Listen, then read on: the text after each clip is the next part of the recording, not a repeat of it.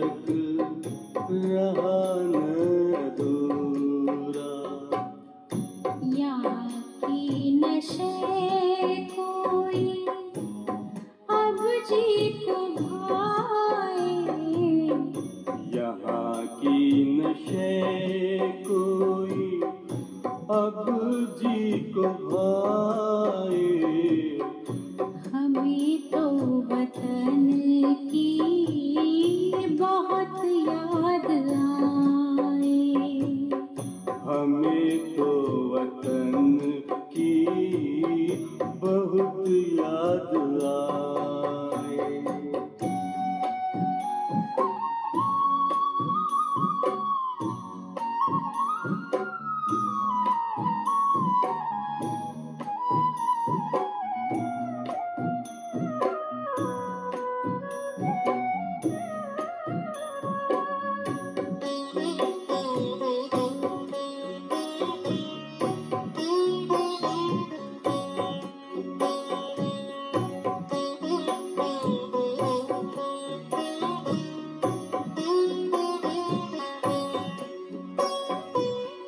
यादों में बाबा तेरे मन मगन हो, भूला हो संसार, भूला ये तन हो।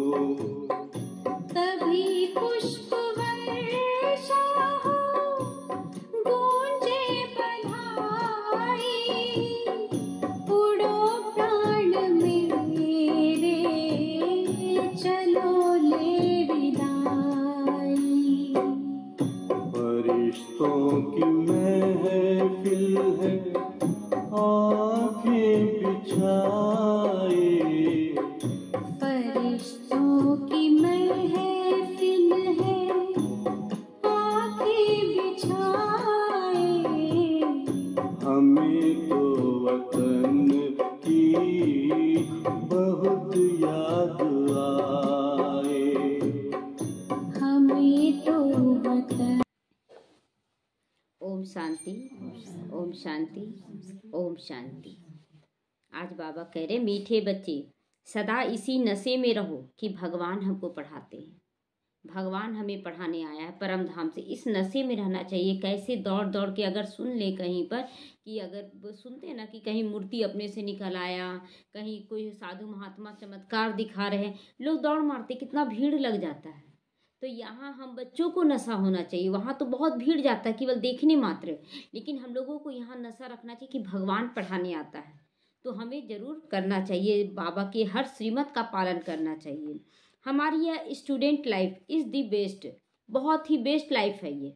निश्चिंत रहने का, सब कुछ बाबा के हवाले कर कर एकदम निश्चिंत होने का है। हमारे ऊपर बृहस्पति की दशा बैठी है, सबसे बड़े पति की दशा हमारे ऊपर बड़ी बैठी है। बाबा कहता है इस दशा से क्या होता है, हमारे जीवन में सुख शांति अपार होने लगता है। तो बाबा कहता है student life is the best life है। और हमारे ऊपर बृहस्पति की दशा बैठी है कि सबसे बड़े पति, जो पतियों का भी पति, उसका दशा हमारे ऊपर बैठा है।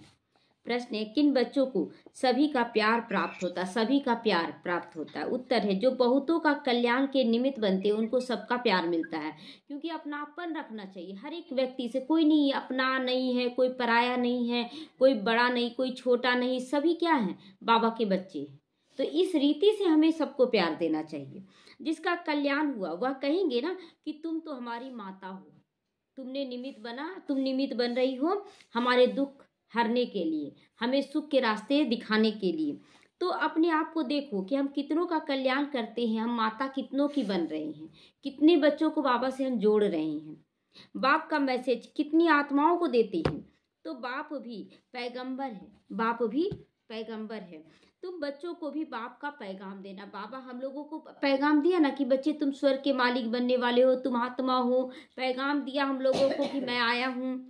तो बाबा कहता तुम बच्चों का भी कर्तव्य है, तुम भी जाकर सबको पैगाम दो, सबको बोलो तुम्हारे दो बाप हैं, एक लौकिक बाप शरीर का पिता और एक आत्मा का पिता। दो बाप का तो परिचय सबको दे सकते हैं, चलो तीसरे बाप का परिचय केवल ब्राह्मण बच्चों को मिलता है, लेकिन दो बाप तो सभी का है ना।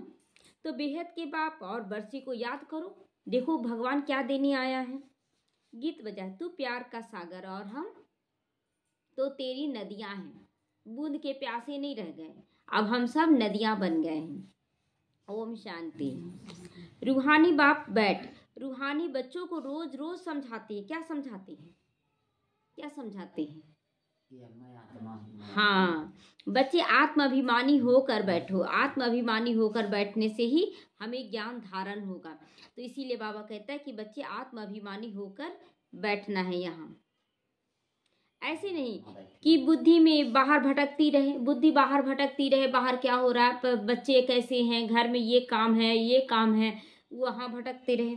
एक बाप को ही याद करना, वहाँ वही ज्ञान का सागर है, प्रेम का सागर है। कहते ना एक ज्ञान की बूंद भी बस, अगर बोलते ना यहाँ पर एक दिन भी कोई ज्ञान सुन लिया तो वह स्वर्ग का हकदार बन जाता, उसका जन्म हो जाएगा। भल वो फिर पद को क्या पाएगा, उसका अपना पुरुषार्थ है, लेकिन वो आएगा जरूर सत्युग में। तो बाप कहते मीठे मीठे बच्चे, रूहानी बाप को याद करो तो तुम्हें ये वर्षा मिल जाएगा। जितना हम बाबा को याद करेंगे वर्षा मिल जाएगा। अमरपुरी बैकुंठ में चले जाएंगे। बाकी समय तो सिर पर पापों का बोझा भी तो उतारना है। बहुत सारे पापों का बोझा चढ़ा कर आए हैं बाबा के पास, तभी तो दुखी हो रहे हैं। तो वो सारा बोझा उतरेगा कैसे? कोई ना कोई एक निमित्त बनेगा आपको दुख देने की, और वो निमित्त बनेगा, आपका दुख दूर होगा, उसके बाद फिर आनंद में आएंगे आप। तो बाबा कहता है कायदे प्रमाण विवेक अनुसार तुम बच्चों को समझाया जाता है। कायदे के अनुसार न चलना है। और आप सोचे कि हम भगवान के बन गए उसके बाद सारा दुख दूर हो जाए, ऐसा नहीं है। 63 जन्मों का हिसाब किताब है ना, उसको भी तो बाबा कर्ज चुकतू करवाएगा। कितना भी आप मेहनत करें, लेकिन जितना ज़्यादा मेहनत करेंगे उतना जल्दी कर्ज उतरेगा। तो इसलिए मेहनत करना है, कर्ज उतरने के बाद जमा करना है, उसके बाद फिर बाबा बोलेगा सुख दो लो। ऐसा नहीं है कि आप आए यहाँ पर और कर्ज को किनारा कर देगा बाबा और जमा गया किनारा हो गया और उसके बाद आप सुख भोगने लगे। नहीं, पहले बाबा कर्ज चुकतू कराएगा। कोई भी माँ बाप हो, अपने बच्चों का कर्ज पहले बोलता है चुकतू करने।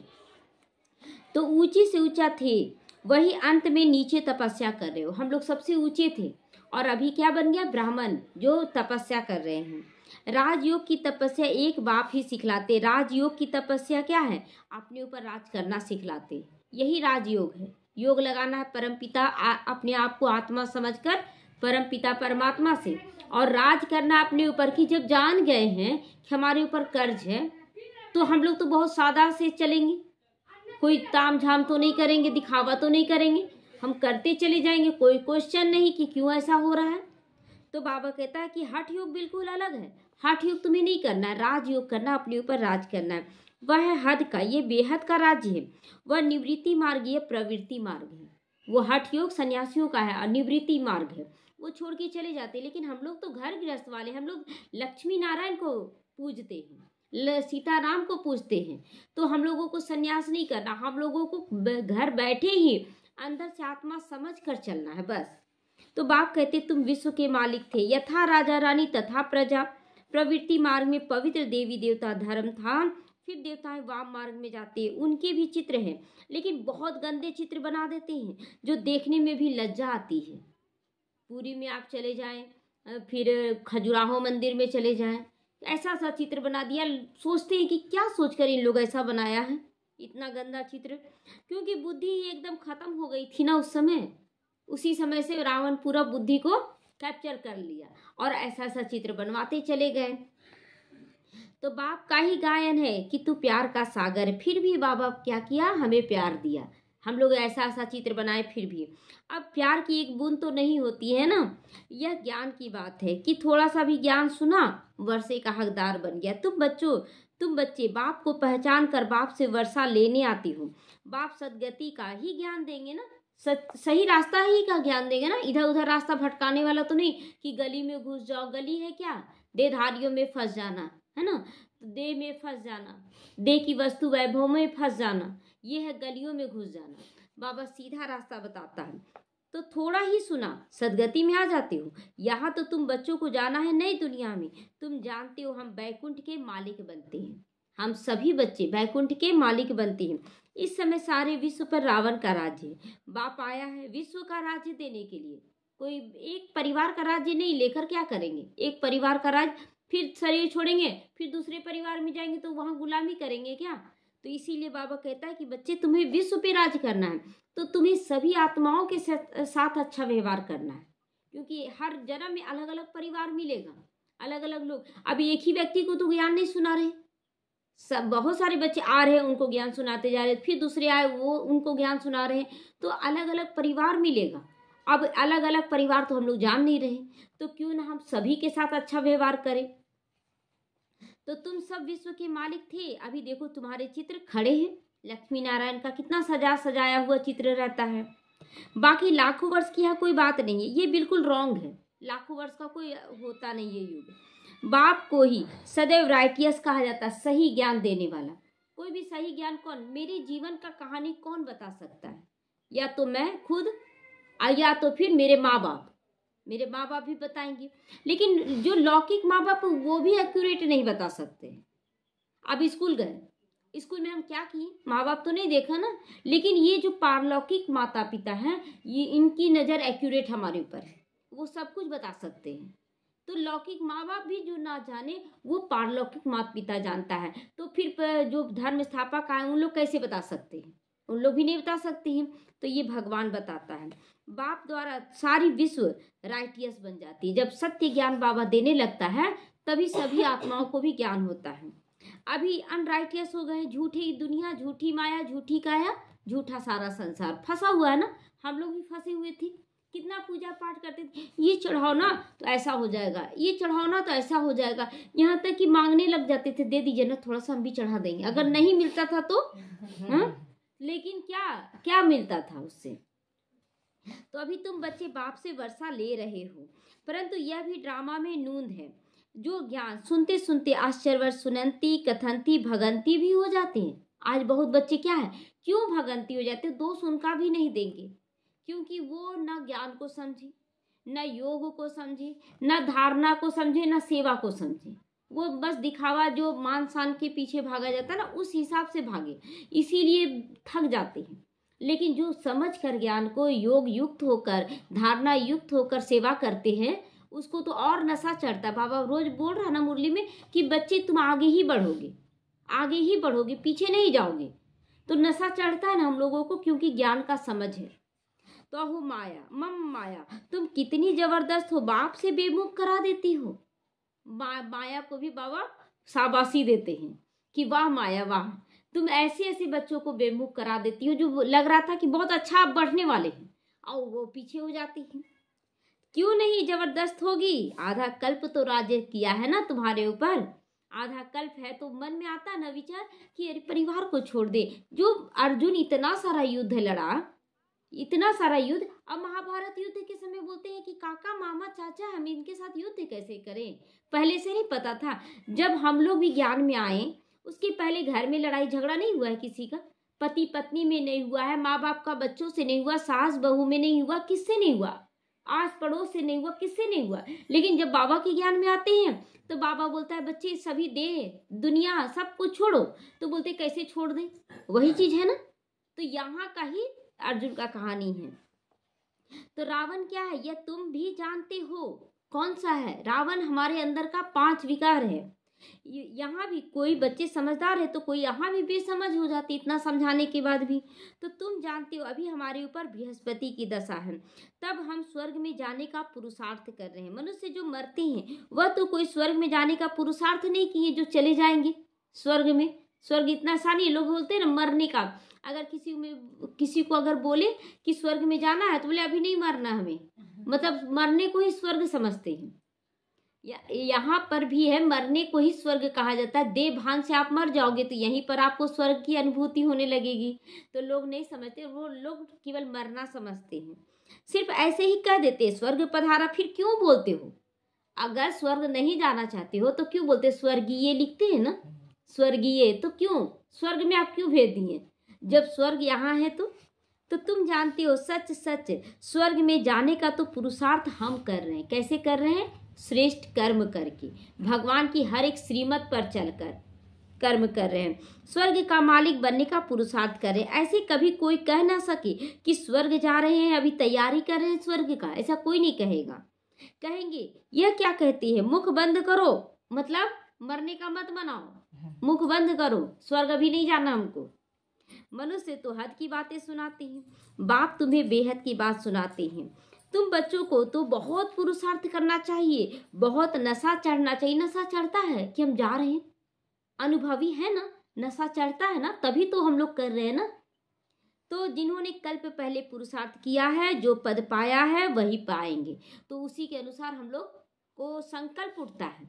जैसे कि जा रहे हैं कहीं, अपने घर ही जा रहे हैं, तो संकल्प उठता है ना, आज बायां मुड़ना है, फिर दायां मुड़ना है। तो क्यों संकल्प उठा? क्योंकि घर का रास्ता पता है, इसलिए हम लोगों को संकल्प उठता है अब बायां मुड़ना है, अब दायां मुड़ना है। उसी तरह यहाँ पर भी जैसे जैसे हम लोग आगे बढ़ने लगते, अब आया कि आया नशा चढ़ना स्टार्ट हो जाता है। और करना है बाबा, और करना है बाबा, ये नशा अपने आप अंदर में आता है, क्योंकि हम लोगों को रास्ता पता है, पहले जा चुके हैं, लेकिन भूले हुए थे। अब बाबा याद दिला रहा ना, तो नशा चढ़ता है कि अब घर पहुंच जाएंगे अपना। तो अनेक बार तुम बच्चों को माया पर जीत पहनाई है बाबा ने, अनेक बार हम लोगों को जीत पहनाया बाबा। फिर तुमने हार खाई, यह भी ड्रामा बना हुआ है हार और जीत का। तो बच्चों को बड़ी खुशी होनी चाहिए, मृत्यु लोक से अमर लोग जा रहे हो। साधारण बात है क्या? मृत्यु लोग, जो घड़ी घड़ी लोग मर रहे हैं, जरूरी नहीं शरीर से ही मरना होता है। लोग रो रहे हैं मरने के लिए ना, मर जाए मर जाए, ऐसा जिंदगी बेकार है, इतना कलह कलेश, इतना बीमारी क्यों, हम मर जाते तो अच्छा रहता। तो घड़ी घड़ी तो आप मर रहे हैं, और यहाँ पर मरने के लिए बोला जाता है तो बोलते हैं नहीं मरना है अभी। तो बाबा कहता है student life is the best, सारी जिम्मेवारी बाप को दे दो, केवल तुम पढ़ाई करो। तो इस समय तुम्हारी बेस्ट लाइफ है, इसे कोई भी मनुष्य नहीं जानते, कोई भी नहीं जान रहा ना हम लोगों को, कि कैसे हम लोग इतना निश्चिंत होते जा रहे हैं, कितना मजा आ रहा है इस लाइफ में। पिकनिक गए थे तो कैसे खेल रहे थे, कितना अच्छा लग रहा था। हाँ, बचपन याद आ गया था ना, कि हाँ ऐसे हम लोगों को क्या फीलिंग दे दिया गया था। अब हम लोग बड़े हो गए, अब हम लोग ये सब नहीं कर सकते हैं, लेकिन कितना सुंदर लगा। तो भगवान खुद आकर पढ़ा रहे हैं, यह है दी बेस्ट स्टूडेंट लाइफ, ये स्टूडेंट लाइफ है हमारा, इसलिए हम लोग का बेस्ट लाइफ है, इसको जीना है, खुलकर जीना है। तो आत्मा ही पढ़ाती है, फिर कहेंगे इनका नाम फलाना है। आत्मा ही टीचर है ना, आत्मा ही सुनकर धारण करती है, आत्मा ही सुनती है फिर, परंतु देह अभिमान के कारण समझते नहीं। आत्मा ही सुना रही है ना, और आत्मा धारण करती है, अनुभव से फिर दूसरों को सुनाती है, लेकिन देह अभिमान रहेगा तो नहीं समझेंगे लोग। सतयुग में समझेंगे कि हम आत्मा को यह शरीर मिला है, अब वृद्ध हो गया है, झट साक्षात्कार होगा कि अभी ये पुराना चोला छोड़ नया लेते हैं। कैसे जाते हैं घूमने के लिए, घूमने जाते या मार्केट जाते तो तुरंत आता ना संकल्प, ये कपड़ा अच्छा नहीं है, ये ड्रेस खोल कर दूसरा ड्रेस पहनना है। तो उसी तरह वहाँ भी होगा शरीर रूपी वस्त्र के लिए कि अब ये पुराना हो गया। हालांकि वहाँ वृद्ध नहीं होंगे, वृद्ध का उम्र होगा 150 साल, लेकिन वृद्ध तो मात्र 16 से 20 साल की उम्र में जैसा लगते हैं ना वैसा वहाँ लगेंगे, ऐसा स्थिति वहाँ होगा। तो भ्रमरी का मिसाल भी अभी है। अभी तुम जानते हो हम ब्राह्मणियां हैं, ड्रामा प्लान अनुसार जो भी तुम्हारे पास है आते हैं, उनको भू भू करते रहो। उनमें से कोई ना कोई कच्चे, कोई सड़ भी जाते हैं, कोई कच्चे रह जाएंगे, कोई सड़ जाएंगे, तो कोई पक्के भी तो निकलेंगे। ऐसा नहीं है, आप लोग जितना, हम लोग जितना किसी को ज्ञान सुनाते रहते, कोई कच्चा रहता है, कोई सड़ जाता। सड़ जाना मतलब वो आपसे बात ही करना बंद कर देगा, बोलेगा इसके पास तो जब जाओ ज्ञान की बातें ही करते हैं, तो वो सड़ गया। कोई कच्चा, हाँ बहुत अच्छा लग रहा है लेकिन अभी नहीं, कुछ दिन के बाद आएंगे। तो इस तरह से होता है। और कोई बच्चा निकल पड़ता है कि नहीं बहुत अच्छा ज्ञान है, हमें तो सुनना चाहिए। सन्यासी लोग तो यह मिसाल दे न सके कि भू भू करो, तो वो थोड़े ही आप समान बनाएंगे। तुम्हारे पास तो एम ऑब्जेक्ट है ना, हमारे पास तो एम ऑब्जेक्ट, हमारे पास एम ऑब्जेक्ट क्या है, हमारा लक्ष्य है लक्ष्मी नारायण बनने का। तो वो थोड़े ही आप समान बनाएंगे। सन्यासी क्या है, बनाते हैं, सन्यासी खुद बनते हैं, दूसरों को नहीं बनाते हैं। और हम लोगों को ब्रह्मा बाबा जैसे बना वैसे हम लोगों को भी बना रहा है। तो तुम्हारे पास तो एम ऑब्जेक्ट है, यह सत्य नारायण की कथा, अमर कथा, यह सब तुम्हारी कथा है। अमर कथा, अमर बनने का, कि आत्मा अमर होती है, अमर बनने का कथा है। फिर सत्य नारायण, नर से नारायण बनने की कथा है। सत्य स्वरूप में स्थित होने की कथा है कि कैसे हम आत्मिक स्थिति में रहें। एक ही बाप सारा सत्य सुना देते हैं, बाकी सब झूठा सुनाए हैं। कितने सारे झूठे, ये हाथी वाला कहानी है ना, कि 4 अंधे थे, कोई पैर छुआ, कोई कान छुआ, कोई बॉडी छुआ, कोई पूंछ छुआ। सबसे पूछा गया क्या है, तो कोई पूंछ को छूकर बोलता है रस्सी है, रस्सी तो था नहीं। कोई पैर को छुआ तो बोलता है कि कोई खंभा है। कोई दीवार बॉडी को छुआ तो बोला दीवार है, सच तो कोई नहीं बता पाया। कोई कान छुआ तो बोला सूप की तरह है, तो कोई सत्य तो नहीं बता पाया। इसी तरह धर्म स्थापकों का भी कहानी है कि संपूर्ण सत्य कोई नहीं बता पाया, इसीलिए तो भगवान को आना पड़ा। तो वहाँ सत्यनारायण की कथा सुनाकर प्रसाद खिलाते रहते हैं। कहाँ वो हद की बातें और कहाँ ये बेहद की बातें। वो सत्यनारायण की कथा भी नहीं, उसमें तो बनिए की कहानी है, लकड़हारे की कहानी, नारायण बनने की कथा है ही नहीं, जो नर से नारायण हम बने। तो तुमको बाप डायरेक्शन देते हैं, तुम नोट करते हो। बाकी किताब शास्त्र आदि तो सब खत्म हो जाएंगे, पुरानी कोई चीज रहेगी नहीं। बाबा कहता जितना भी लिख लो कॉपियों में भर लो, लेकिन वो धारण नहीं होगा। मन और बुद्धि में लिखना है, तब आपका धारणा होगा। मनुष्य समझते कलयुग में अर्जुन 40,000 वर्ष पड़े हैं, इसीलिए बड़े बड़े मकान आदि अभी भी बना रहे। सोचते घर द्वार बना लेते हैं, बच्चों की शादी ब्याह कर लेते हैं। ये सब क्या है, सोच रहे हैं कि अभी बहुत दुनिया चलेगी। वास्तव में दुनिया नहीं चलने वाली है। अब खर्चा करते रहते हैं, सारा व्यर्थ है, सारा व्यर्थ हो जाएगा। क्या समुद्र छोड़ेगा आपके घर को? छोड़ देगा, डुबाएगा नहीं समुद्र। एक ही लहर में हप कर जाएगा, सारा घर मकान पैसा कौड़ी सब हप कर जाएगा। तो ना बॉम्बे थी ना रहेगी, जो बाद में बना वो ना रहेगा ना था। अभी 100 वर्ष के अंदर ये सब क्या क्या निकल गया है ना, अब थोड़ा ही दिन में सब कुछ खत्म हो जाएगा। आगे वायसराय भी 4 घोड़ों की गाड़ी में आते थे, अब थोड़े समय में क्या से क्या हो गया ना। पहले वायसराय जो बनते थे तो वो क्या है, 4 घोड़ों के रथ में जाते थे कहीं भी, और अब गाड़ी मोटरों में घूमते हैं। तो क्या से क्या बदल गया ना 100 साल में ही। स्वर्ग तो बहुत छोटा है, नदी के किनारे पर तुम्हारे महल बनेंगे। अभी तुम बच्चों पर बृहस्पति की दशा बैठी है। बच्चों को तो खुशी होनी चाहिए कि हम इतने साहूकार बनते हैं। कोई दिवाला मारते हैं, राहु की दशा उसको कहा जाता है। अचानक से देखते बिजनेस में घाटा पड़ गया, दिवाला मार दिया, पूरा जो ब्याज पर लिए थे कर्ज सब कर्जदार पहुंच जाते, ये दो सारा कुछ नीलाम हो जाता है। तुम अपनी दशा पर हर्षित रहो। हमें तो खुश होना है कि भगवान मिला है, हमें सब कुछ मिल रहा है। भगवान बाप हमें पढ़ाते हैं। भगवान किसको पढ़ाते हैं? किसको पढ़ाते हैं? क्या भगवान पढ़ाते हैं? तो तुम बच्चे जानते हो हमारी ये student life is the best life है। हम लोगों को भगवान पढ़ा रहा है। देहधारी के तो मुंह का आधार लिया जा रहा है, पढ़ा रहा तो बाबा ही ना। तो हम नर से नारायण विश्व के मालिक बनते हैं। यहाँ हम रावण राज्य में आकर फंस गए हैं, रावण राज्य में फंस गए ना, दुखी या शांत हो रहे हैं। लेकिन बाबा धीरे धीरे निकाल रहा है। जब तक आप देह से मुक्त, देहधारियों से मुक्त और देह दुनिया से मुक्त नहीं होंगे, तब तक विघ्न आता रहता है। जिस दिन आप इन 3 चीज़ों से मुक्त हो जाएंगे, विघ्न समाप्त हो जाएंगे। मुक्त होने के मतलब ये नहीं है कि आप छोड़ छाड़ के निकल जाए। अंदर से मुक्ति चाहिए, अंदर से मुक्ति चाहिए कि उसमें फंसना नहीं है। फिर जाते हम सुखधाम में, फिर मुक्त जीवन मुक्ति में रहेंगे कि बहुत आनंद में रहेंगे। तो उसी तरह ये सब जब यहाँ प्रोसेस हो जाएगा तभी आप मुक्ति धाम जाएंगे और तभी जीवन मुक्ति में भी आएंगे। तो यह संगम युगी ब्राह्मण हो तुम, ब्रह्मा द्वारा स्थापना हो रही है। एक थोड़े ही होगा वहाँ पर, वहाँ तो बहुत सारे बच्चे होंगे, राजधानी होगी ना। अब एक राजा रानी थोड़ी बैठ जाएगा केवल, किस पर राज करेगा, किसके साथ खुशियाँ मनाएगा? तो उसके साथ साथ तो पूरा राजधानी चाहिए।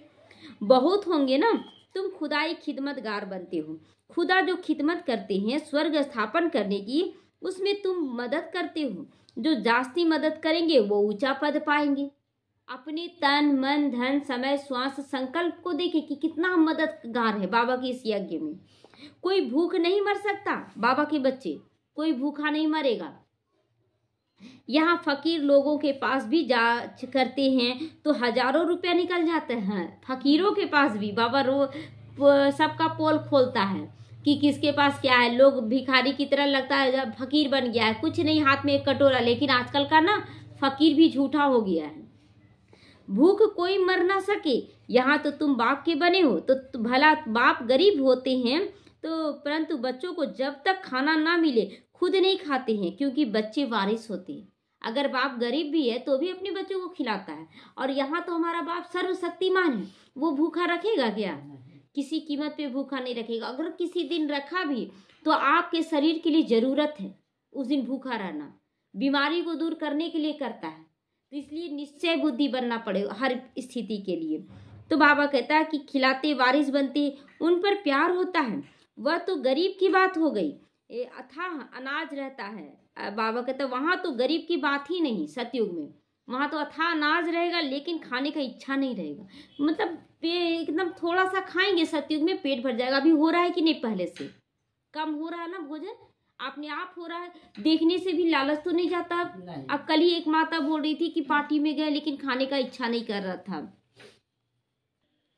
तो बाबा कहता है कि सतयुग में अथाह अनाज होगा, वहां पर मतलब एक फल खाएंगे ना देवी देवता तो पेट भर जाएगा, एक ही फल में। इसीलिए देखते हैं ना देवी देवताओं को भोग लगाते हैं तो एकदम थोड़ा थोड़ा लगाते हैं, तो बस उतना ही भोजन चाहिए। अभी देखिए धीरे धीरे हम लोगों का भी भोजन कम होता जा रहा है। लोग बोलते हैं कि खाएगी नहीं तो ऐसा हो जाएगा वैसा, और ही स्वस्थ हो रहे हैं और ही अच्छे होते जा रहे हैं। और लोग ज़्यादा खा रहा तो और ही बीमार हो रहा है। तो बेहद की साहूकारी वहाँ रहती, बहुत अनाज रहेगा, बहुत धन दौलत रहेगा, लालच किसी के अंदर नहीं रहेगा। है लालच? अभी बहुत सारा धन भी देख रहे हैं लेकिन लालच है क्या? लालच तो नहीं आ रहा है। तो बेहद की साहूकारी रहती है। वहाँ की पहरवाइश देखो कितनी सुंदर है। वहाँ पर जैसे बच्चे थोड़ा सा अगर जन्म लिए और रोते नहीं है ना तो उसको मारा जाता है कि रोए, अगर नहीं रोएगा तो कैसे पता चलेगा। लेकिन वहाँ का ऐसा नहीं है परवरिश, वहाँ तो बहुत प्यार से पाला जाता है बच्चों को। यहाँ पर भी देखिए बाबा के बच्चों को कैसे पाला जाता है। अभी भक्ति मार्ग में आप चले जाइए ना मंदिरों में, अगर भोग बढ़ रहा है तो ऐसा छीना झपटी होता है कि भोग भी गिर जाता है। लेकिन यहाँ पर एक एक को दृष्टि देते हुए शांति से दिया जाता है। कितना अच्छा लगता है, यहाँ पर शांति है। तो ये शांति वहाँ जाएगा सतयुग त्रेता युग में, यही चीज जाएगा। तो डिसिप्लिन यहाँ पर सीखना है हम लोगों को। तब बाबा कहते हैं जब फुर्सत मिले तो लक्ष्मी नारायण के चित्र के सामने जाकर बैठो कि कैसी इनकी है स्थिति। रात को भी बैठ सकते हो इनके सामने।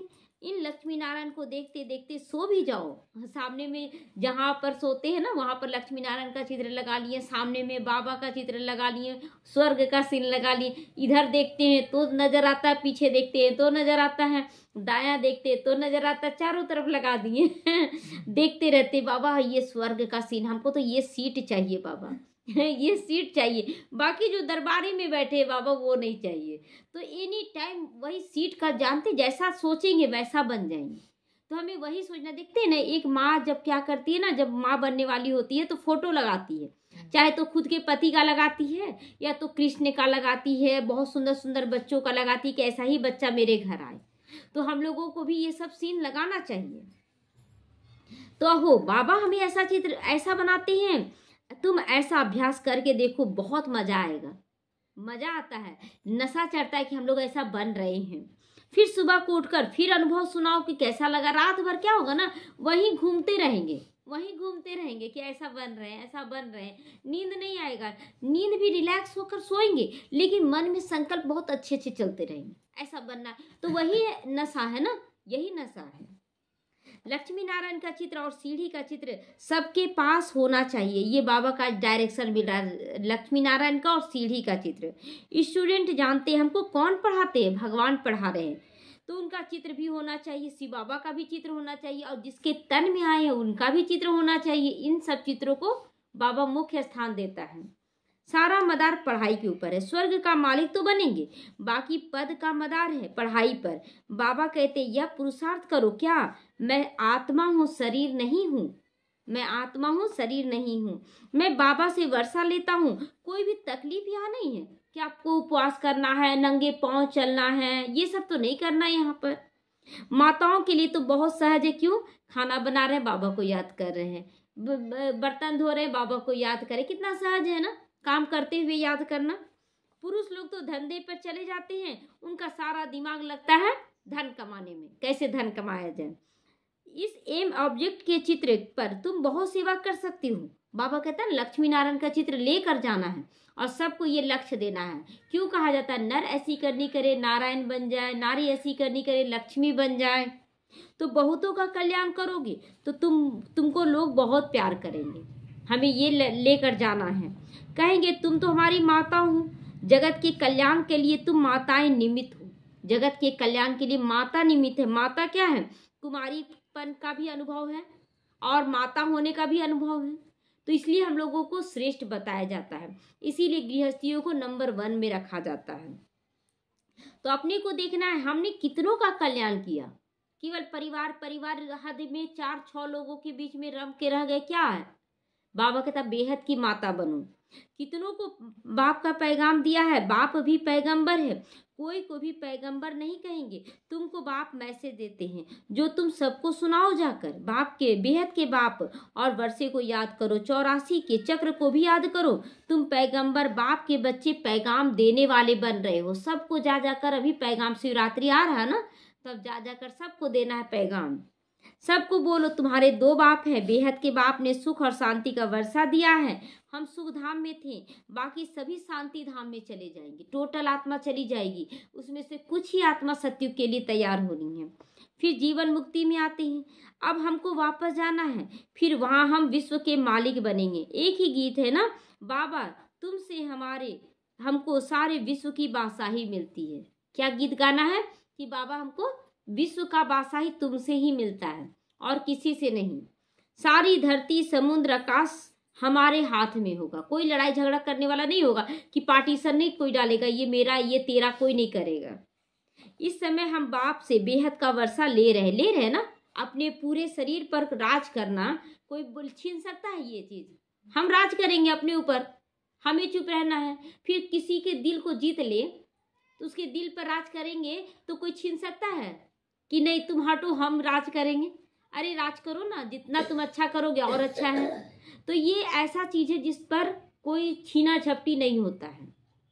तो तुम हो गुप्त वॉरियर, शिव शक्ति सेना। हमें सबके दिलों को जीतने का अभ्यास करना है, कोई जबरदस्ती राज नहीं करना है किसी के ऊपर।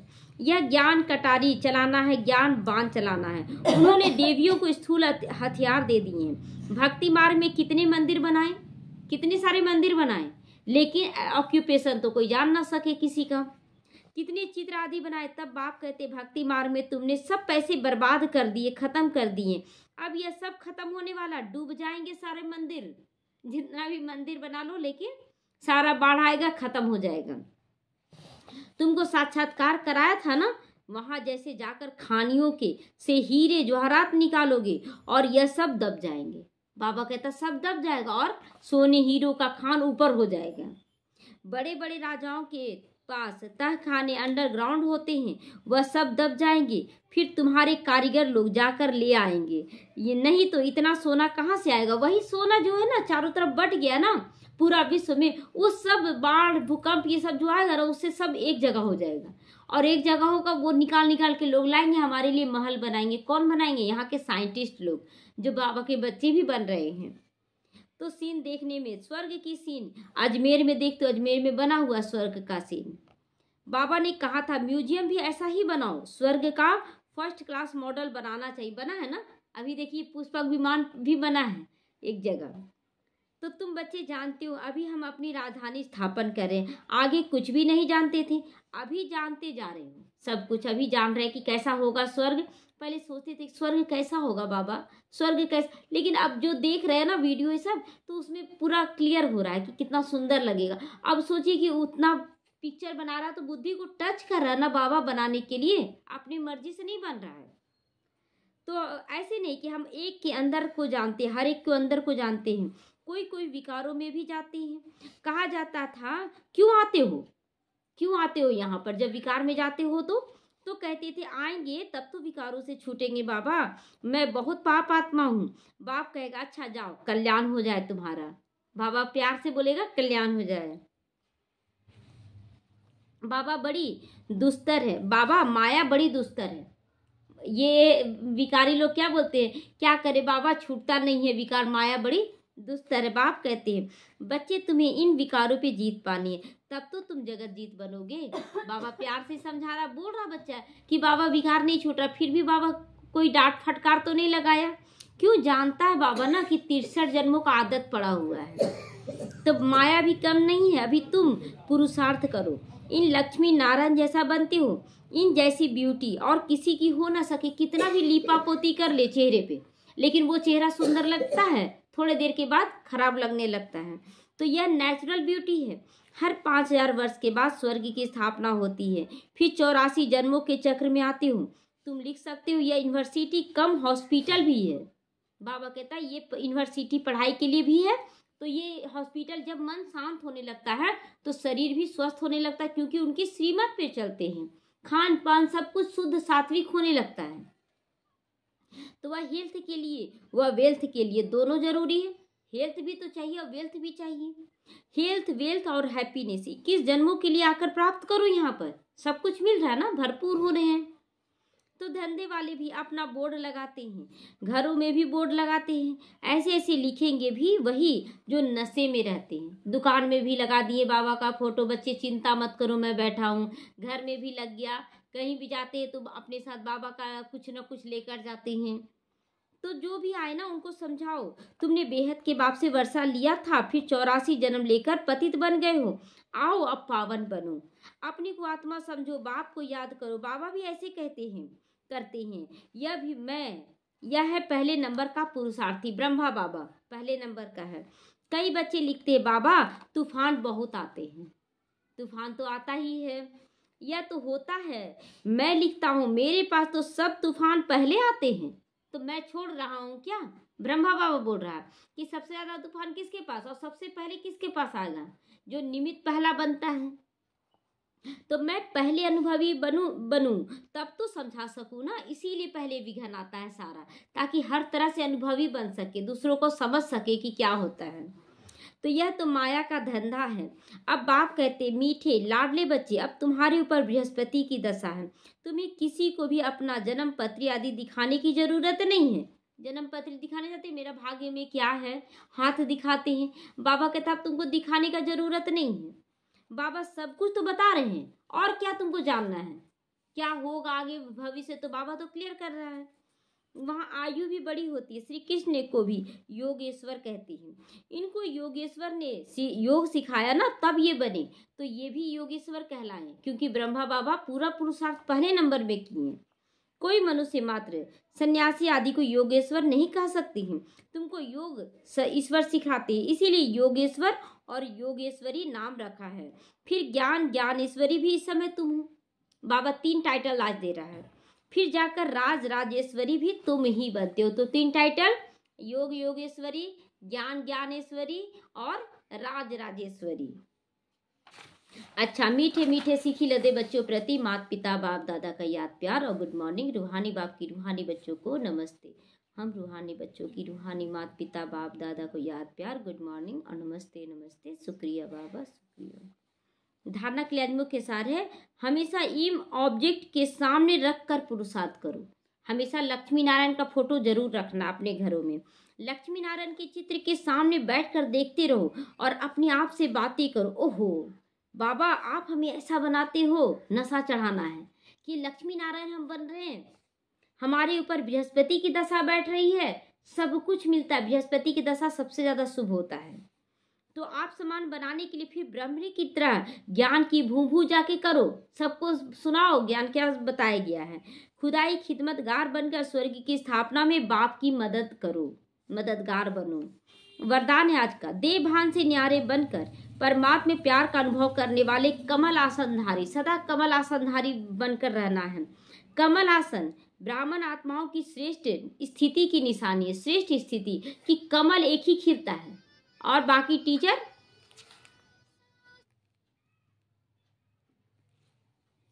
तो ऐसे कमल आसनधारी आत्माएं इस देह भान से स्वतः न्यारी रहती हैं। उन्हें शरीर का भान अपनी तरफ आकर्षित नहीं करता है।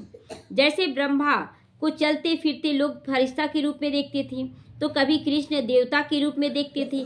ऐसे नेचुरल देही अभिमानी स्थिति सदा रहे, इसको कहते देह अभिमान से न्यारा। चलते फिरते एकदम हमेशा सोचे मैं आत्मा हूँ, मैं ये काम करने जा रही हूँ, मैं देही हूँ।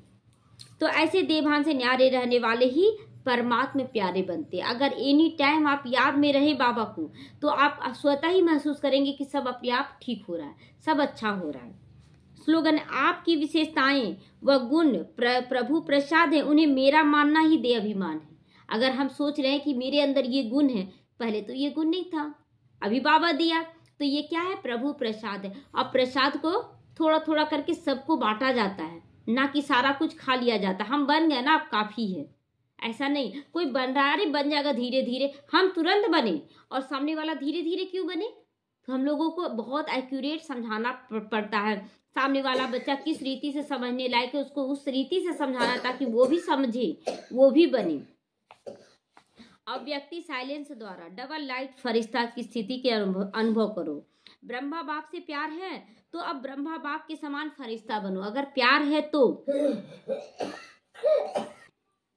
सदैव अपना लाइट का फरिश्ता स्वरूप सामने दिखाई दे कि ऐसा बनना है, और भविष्य रूप भी दिखाई दे। हमेशा यहाँ भी ब्राह्मण बनकर भी एकदम हल्के, और हमारा जो देवताई स्वरूप है लक्ष्मी नारायण का, वो भी रहे। तो जब ऐसी अनुभूति हो तब समझो कि संपूर्णता की समीप है हम लोग। जब हमेशा लाइट स्वरूप में रहेंगे तब लगेगा कि हम लोग समीप हैं। ओम शांति।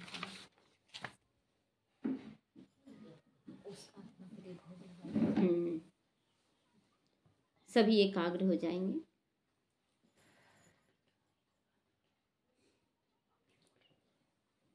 हम सब फरिश्ते चले उड़ चले भोग की थाली लेकर बाप दादा के पास पहुंच जाएं। सूक्ष्म तन में चारों तरफ से बुद्धि योग हटाकर बाप दादा के मैं सामने बैठी हूँ। बाबा मुझे दृष्टि दे रहा है।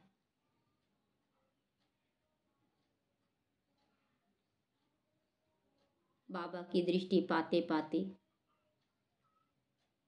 एकदम हल्की होती जा रही हूँ। बाबा की दृष्टि अब भोग पर पड़ रही है। ये भोग शुद्ध सात्विक प्रभु प्रसाद बनता जा रहा है। ज्ञान गुण शक्तियों से भरपूर बाबा आज एक भाई जो शरीर छोड़ा है उसके निमित्त ये भोग लगाया जा रहा है। बाबा उस आत्मा को इमर्ज कर रहा है। बाबा स्वयं पहले भोग स्वीकार कर रहा है, फिर अपने हाथों से उसे भोग स्वीकार कराकर मुक्त कर रहा है कि बच्चे अब इस जन्म से तुम मुक्त रहो। नए शरीर में तुम अपने जीवन को संपूर्ण बनाने का पुरुषार्थ करो। तुम ज्ञानी आत्मा हो, तभी तुम्हारे नाम से भोग लगाया गया है। तुम विशेष आत्मा हो। वो आत्मा अब इस जन्म से पूरी तरह से मुक्त हो गई है। अब उसके परिवार वालों को भी इमर्ज किया जा रहा है। सभी परिवार वाले इस आत्मा के बंधन से मुक्त हो रहे हैं। बाबा सभी को भोग खिला रहा है। अब मैं एक माता को इमर्ज कर रही हूँ जो अभी बीमार है। बाबा अपने हाथों से उसे भी खिला रहा है और वरदानी हाथ रख दिया। बच्चे अब इस कर्म भोग का समाप्ति का दिवस आ चुका है। तुम मुक्त होने वाली हो, जीवन मुक्ति में आने वाली हो। सब अच्छा होते जा रहा है।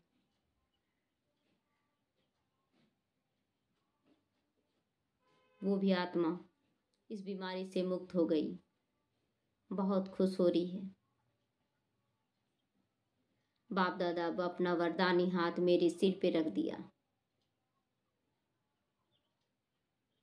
बच्चे सदा विश्व कल्याणकारी बनो, सदा अपने लक्ष्य की ओर आगे बढ़ते रहो। तुम विजयी थे, हो और सदा रहोगे।